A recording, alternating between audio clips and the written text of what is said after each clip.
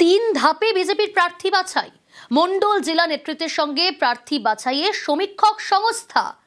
এ বিষয়ে বিস্তারিত জানবো, সুস্মিতা রয়েছে আমার সঙ্গে। সুস্মিতা, কি পদ্ধতিতে কিভাবে প্রার্থী বাছাই করতে চলেছে বিজেপি?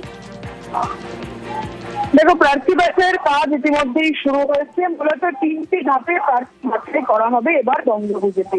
কি কি ধাপ? প্রথম ধাপ হচ্ছে রাজ্য শীর্ষ নেতৃত্বের তরফ থেকে আলোচনা মারফত বেশ কয়েকটি নাম নেওয়া হয়েছে, এবং দ্বিতীয় ধাপ বুথ এবং মন্ডল স্তরের কর্মী সমর্থকদের জেলা সভাপতি, বুথ সভাপতি কিংবা মন্ডল স্তরীয় যারা মন্ডল সভাপতি রয়েছেন তাদের থেকে তিনটি পছন্দের নাম, তিনটি অপছন্দের নাম নেওয়া হয়েছে। সেই তালিকা ও ঝাড়াই বাছাই মারফত একটি বিধানসভা ভিত্তিক তালিকা ইতিমধ্যে ঠিক করা হয়েছে।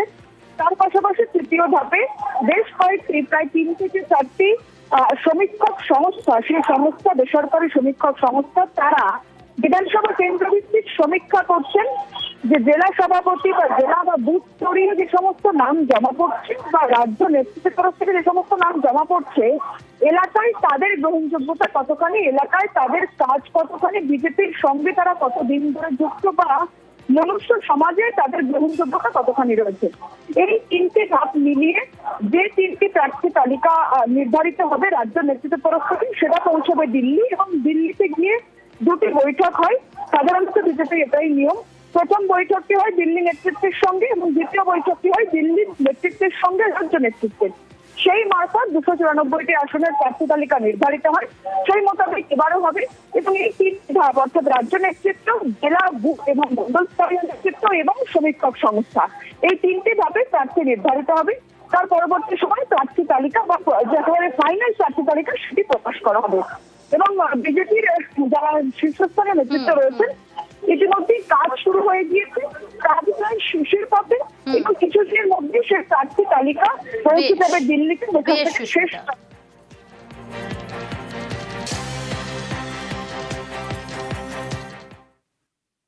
পশ্চিমবঙ্গে প্রচারে বিজেপির ভিন রাজ্যে নেতারা, কিন্তু বাইরে থেকে নেতাদের আনতে হচ্ছে কেন? এ রাজ্যে বিজেপির সংগঠনের কি সেরকম শক্তি নেই? এ নিয়েই জোর চর্চা।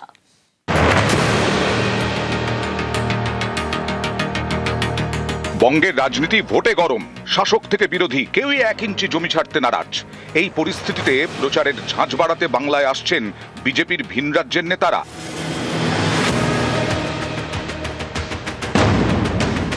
বিজেপি শাসিত রাজ্যের বিধায়ক, সাংসদ, মোর্চা সভাপতি ও সংগঠনের নেতাদের বাংলায় এনে প্রচারের পরিকল্পনা। ভিন রাজ্যের অন্তত 27 বিজেপি নেতা বঙ্গের ময়দানে নামবেন। ভিন রাজ্যের নেতারা বুথ স্তরে জনসংযোগে জোর দেবেন। এখানেই অনেকের প্রশ্ন, এবারেও বিজেপিকে ভিন রাজ্যের নেতাদের কেন আনতে হচ্ছে? এ রাজ্যের সংগঠনের ওপর কি আস্থা নেই? তাই কি হাল ধরতে মাঠে নামাতে হচ্ছে ভিন রাজ্যের নেতাদের? এ রাজ্যে বিজেপির সংগঠন বারবার প্রশ্নের মুখে পড়েছে। যেমন 2024 লোকসভা ভোটের আগে রাজ্যে বিজেপির সদস্য সংগ্রহ অভিযান শুরু হয়। টার্গেট দেওয়া হয় 1 কোটি, কিন্তু এই টার্গেট পূরণ করা যায়নি, 70 লক্ষে গিয়ে থেমে যায়। বাংলায় প্রায় 80,000 বুথ, বিজেপির বুথ কমিটি প্রায় 70,000, অর্থাৎ এখনো প্রতি বুথে বিজেপির বুথ কমিটি নেই। সংগঠনের এই হাল বলেই কি ভরসা এখন ভিন রাজ্যের নেতারা?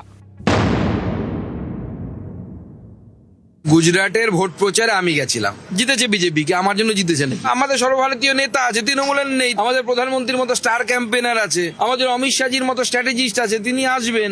আমাদের সর্বভারতীয় সভাপতি নীতিন নবীনের মতো এই অল্প বয়সে 45 বছর বয়সে 5 বার 6 বার জেতা বিধায়ক আছে, তিনি আসবেন। ওরা দেখবে আর জ্বলবে, লুচির মতো ফুলবে। বহিরাগতদের দল এই জন্য বলা হতো, চিরকাল বহিরাগতদের উপরে নির্ভরশীলতা। তারা কি বঙ্গ বিজেপির উপরে ভরসা করতে পারছেন না? তারাই কিন্তু মূল্যায়ন করেছে যে বঙ্গ বিজেপি দ্বারা হবে না, তাদেরকে উড়ে উড়ে আসতে হবে এবং এখানে মানুষকে প্রভাবিত করার চেষ্টা করবে। সুস্মিতা মণ্ডল, নিউজ 18 বাংলা। ভোটের আগেই নন্দীগ্রামে ভোট। নন্দীগ্রামের পঞ্চায়েতে বিজেপি প্রধানের বিরুদ্ধে অনাস্থা। নন্দীগ্রামের কালীচরণপুর পঞ্চায়েতে অনাস্থা প্রস্তাব তৃণমূলের। সুজিত রয়েছে আমার সঙ্গে। সুজিত, কি কারণে ভোটের আগে অনাস্থা?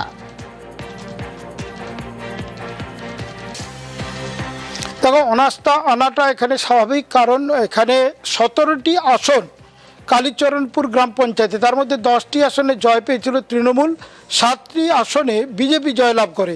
কিন্তু যেটা হচ্ছে অনিন্দিতা, বিষয়টা হলো এখানে প্রধান পদ ছিল সংরক্ষিত, কিন্তু সংরক্ষিত মহিলা যে আসন, সেই আসনে যে পঞ্চায়েত সদস্য লাগে সেটা কিন্তু তৃণমূলের পক্ষে ছিলেন না।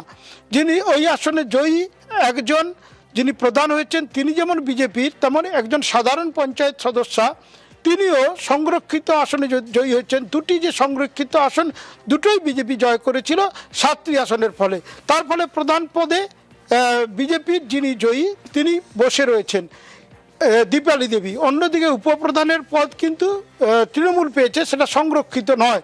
কিন্তু যেটা রঞ্জিতা তোমাকে বললাম, 17 আসনের মধ্যে সংখ্যাগরিষ্ঠ আসনে জয়লাভ করলেও প্রধান পদ যেহেতু সংরক্ষিত, যেহেতু তৃণমূলের ঝুলিতে সংরক্ষিত আসনে জয়ী কোনো প্রার্থী ছিলেন না, সে কারণেই কিন্তু এই বলা যায় বিজেপি সংখ্যালঘু হয়েও 7টি আসনে জয়লাভ করলেও তাদের মধ্যে থেকে একজনকে, যিনি সংখ্যালঘু বা সংরক্ষিত আসন, সেখানেই কিন্তু জয়ী হয়ে তিনি এখন প্রধান আসনে বসে রয়েছেন।